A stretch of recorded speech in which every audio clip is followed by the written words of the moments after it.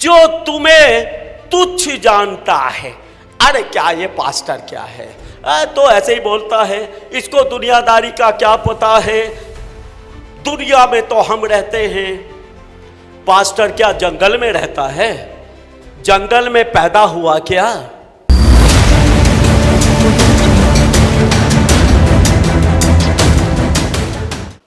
लोग परमेश्वर के दास लोगों को तुच्छ जानते हैं और यह पाप बहुत सारे विश्वासियों के जीवन में होता है।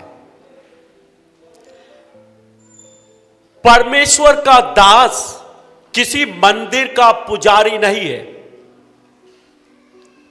समझ रहे हो? परमेश्वर का दास परमेश्वर के द्वारा लोगों को आशीषित करने के लिए नियुक्त किया जाता है। वो एक राजदूत है। परमेश्वर राजाओं का राजा है और परमेश्वर का दास एक राजदूत है। परमेश्वर का दास परमेश्वर की नजर में अनमोल और प्रतिष्ठित है। बाइबल में लिखा है, तू मेरी दृष्टि में अनमोल और प्रतिष्ठित ठहरा है। लोग एक पास्टर को, एक परमेश्वर के दास को तुच्छ जान सकते हैं, लेकिन परमेश्वर अपने दास को प्रतिष्ठा और सम्मान देता है। आमीन। एक जगह बोलता है, जो कोई तुम्हारा आदर करता है वो मेरा आदर करता है। जब आप किसी परमेश्वर के दास का आदर करते हैं तो आप उसका नहीं, परमेश्वर का आदर करते हैं। और मैंने अपने जीवन में ऐसे लोगों को बहुत आशीषित होते हुए देखा है, बहुत बढ़ते हुए देखा है। जो लोग परमेश्वर के दास लोगों का सम्मान करते हैं, उनका आदर करते हैं, उनको प्रेम करते हैं, परमेश्वर इन बातों को देखता और इन्हीं बातों के कारण लोगों को आशीषित करता है। यह बड़े दुख की बात होती है। उन्हीं परमेश्वर के दास की प्रार्थनाओं के द्वारा लोग चंगे होते हैं, लोग छुटकारे पाते हैं। उनकी प्रार्थनाओं के द्वारा उनके बिजनेस कारोबार खुलते हैं, उन्हें जो मिलते हैं वो आशीषित होते हैं। और उन्हीं परमेश्वर के दासों के खिलाफ लोग बोलते हैं, उनकी इज्जत नहीं करते, उनका मान सम्मान नहीं करते हैं, उन्हें तुच्छ जानते हैं। परमेश्वर देखता है। कभी कभी परमेश्वर का दास लोगों के लिए बहुत प्रार्थनाएं करता है, आंसू भर भर कर प्रार्थना करता है, लेकिन वो लोग चंगे नहीं होते, उन लोगों को छुटकारे नहीं मिलते, उनकी बढ़ती नहीं होती, वो आशीषित नहीं होते हैं। क्योंकि परमेश्वर देखता है कि मेरा दास तो आंसू भर भर कर इनके लिए दुआ करता है, लेकिन ये मेरे दास का आदर नहीं करते हैं। परमेश्वर सब कुछ जानता और देखता है, इसलिए परमेश्वर के दास की प्रार्थनाओं से लोग आशीषित नहीं होते हैं। मैं आज आपको उत्तम मार्ग बताना चाहता हूं कि आप इस बात को समझें कि परमेश्वर का दास आपके लिए ठहराया गया है। परमेश्वर सीधे सीधे आपके जीवन में बिना परमेश्वर के दास के काम नहीं करेगा। अगर परमेश्वर डायरेक्ट किसी के जीवन में काम करे तो हमारी कोई आवश्यकता नहीं। फिर उसने हमें खड़ा क्यों किया? फिर वो हमें दूसरों के लिए प्रार्थना करने के लिए ठहराता क्यों है, अगर वो हमारे बिना काम कर सकता है? वो वफादार परमेश्वर है, उसका कमिटमेंट है अपने दास के द्वारा कि मैं तेरे द्वारा लोगों को आशीषित करूंगा, मैं तेरी प्रार्थनाओं से लोगों के हालातों को बदलूंगा। यस, मैं बहुत बार दावा करता हूं, बहुत बार डिक्लेयर करता हूं कि मैं देखता हूं मेरे बिना परमेश्वर तेरी जिंदगी में कैसे काम करेगा। नहीं करेगा। उसने मुझे ठहराया है, उसने मुझे नियुक्त किया है कि वो मेरे द्वारा ही काम करेगा। बाइबल साफ साफ बोलती है, उसने प्रेरितों को, उसने नबियों को, उसने प्रचारक पास्टर्स को नियुक्त किया है कलीसिया के भीतर। आमीन। वो एक मामूली व्यक्ति नहीं है। बाइबल बोलती है पास्टर कलीसिया का अध्यक्ष है, मतलब वो मुखिया है। He is the chief of the church. वो कलीसिया का मुखिया है, वो परिवारों का आत्मिक पिता है। आमीन। आप मेरी बात समझ रहे हैं? He is the father of your families. वो आपके परिवारों का पिता है। और बाइबल में लिखा है, यदि मैं तुम्हारा पिता हूं तो मेरा आदर करना कहां रहा। बाप का आदर होता है। जब तक उसकी औलाद उसका आदर करती है तब तक वो उनका पिता है, और जिस दिन औलाद आदर करना बंद कर देती है उसी दिन फादरहुड मतलब पितृत्व समाप्त हो जाता है। फिर पिता पिता की तरह व्यवहार नहीं करता है अगर उसकी औलाद उसका आदर नहीं करती है। इसलिए कि जो प्रभु का दास है वो आपका आत्मिक पिता है, आप उसका आदर करें। बात उम्र की नहीं, आप 60 साल हैं, आप 70 साल हैं, आप अपने पास्टर की उम्र से बड़े हैं, ये मायने नहीं रखता है। मायने ये रखता है कि परमेश्वर जो स्वर्गीय पिता है उसने पास्टर को आपका आत्मिक पिता ठहराया है, आपके परिवारों का मुखिया ठहराया है कि आप उसके द्वारा आशीर्वाद को प्राप्त करें, आप उसके द्वारा आशीषों को प्राप्त करें। हम पढ़ेंगे लूका रचित सुसमाचार अध्याय 10 उसका 16वां वचन। 10 का 16, लूका 10 का 16। जो तुम्हारी सुनता है वह मेरी सुनता है, और जो तुम्हें तुच्छ जानता है वह मुझे तुच्छ जानता है, और जो मुझे तुच्छ जानता है वह मेरे भेजने वाले को तुच्छ जानता है। जो तुम्हारी सुनता है, किसको बोलता है? अपने चेलों को, लीडर्स लोगों को, पास्टर लोगों को बोल रहा है। कौन? यीशु मसीह। कि जो तुम्हारी सुनता है वो मेरी सुनता है। जब एक परमेश्वर का दास आपको वचन से सिखाता है, बातचीत करता है, आपकी अगुवाई करता है, आपको सलाह देता है, तो वो सलाह परमेश्वर की ओर से होती है।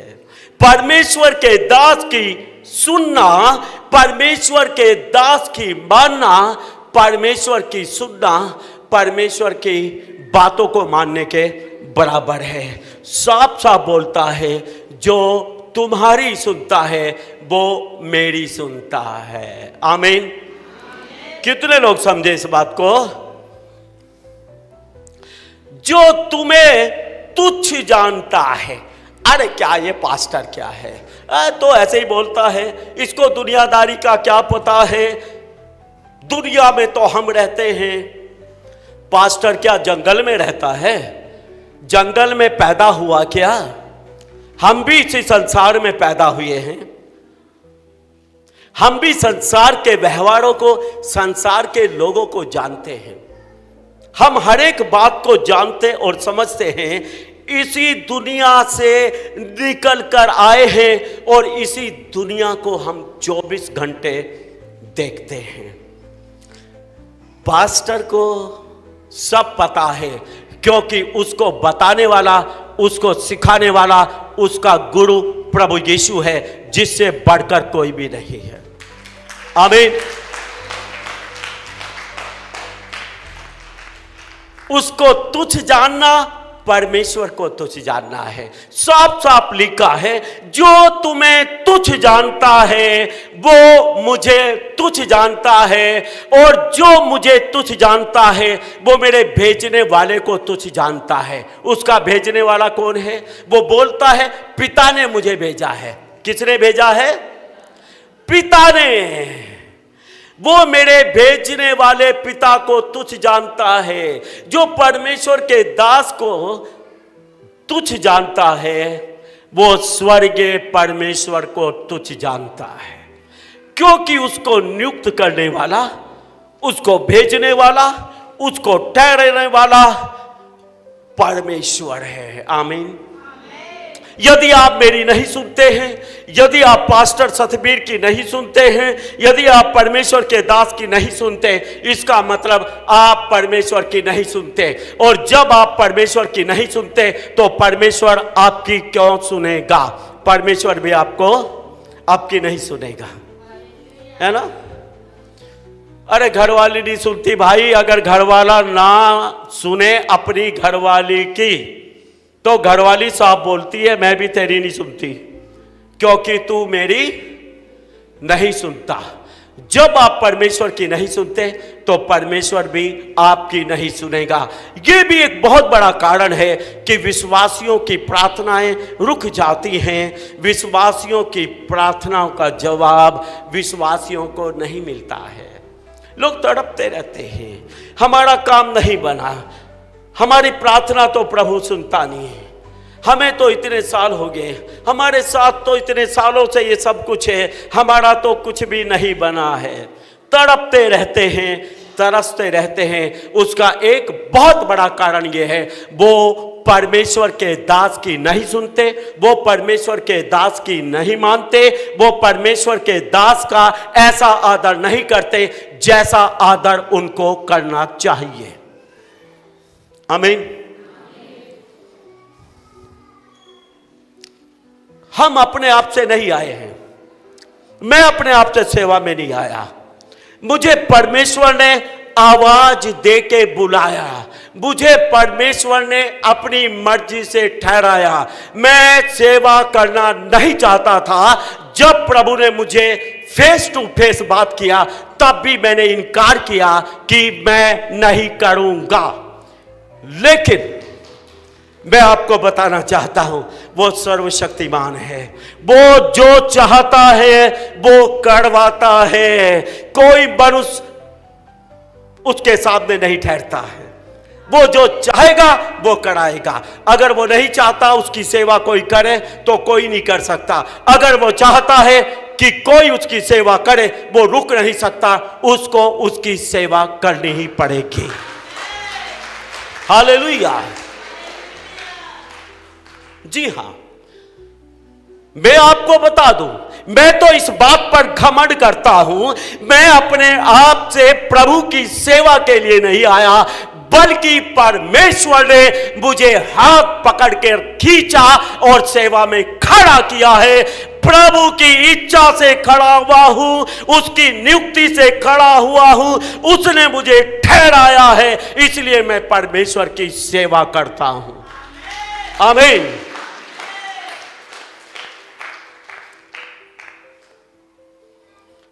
जब उसने मुझे ठहराया, मुझे पता है वो मेरी प्रार्थनाओं से लोगों को आशीषित करेगा।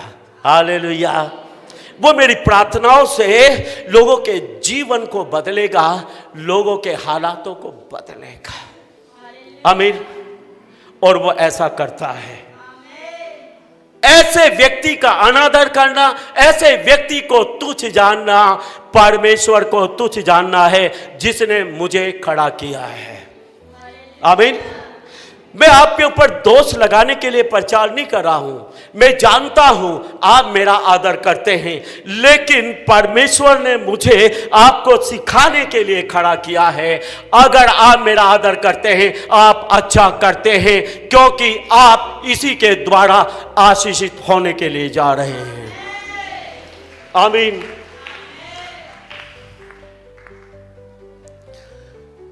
बहुत गवाहियां हैं मेरे पास, बहुत लोगों को मैंने देखा है खुदा के दासों का बहुत बहुत आदर करते हैं और इस आदर करने से ही वो बहुत बढ़ती को पाए हैं। उन्हें परमेश्वर ने बहुत आशीषित भी किया है। ये शैतान का काम होता है। जब आप अपने पास्टर की निंदा करते हैं, जब आप अपने पास्टर को तुच्छ जानते हैं, उसको किसी गिनती में नहीं समझते, ये परमेश्वर को भाता नहीं, परमेश्वर को पसंद नहीं आता है। मैं आपको बताना चाहता हूं, जो सरकारी नौकरी या प्राइवेट वाले हैं, सरकारी नौकरी वाले 8 घंटे काम करते हैं, प्राइवेट वाला 10 या 12 घंटे तक काम करता होगा, लेकिन परमेश्वर का दास 24 घंटे उसकी सेवा में रहता है।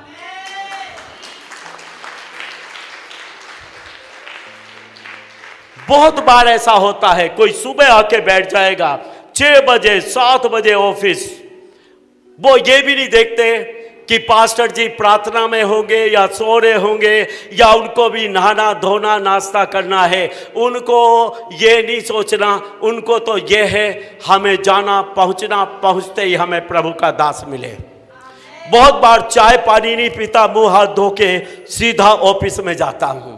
बहुत बार ऐसा होता है, सुबह गया तो रात को 8-9 बजे तक अपने घर नहीं आता, कई बार 12 बजे तक भी अपने घर नहीं आता हूं।